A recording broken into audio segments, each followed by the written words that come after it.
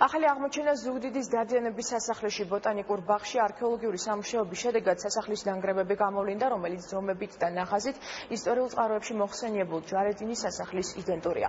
აღმოჩენის ადგილი კულტურული მემკვიდრეობის დაცვის ეროვნული სააგენტოს გენერალურმა დირექტორმა მოინახულა და 2015 წლის სახელმწიფო პროგრამის ფარგლებში გახორციელებული სარესტავრაციო სარეაბილიტაციო სამუშაოები შეაჯამა.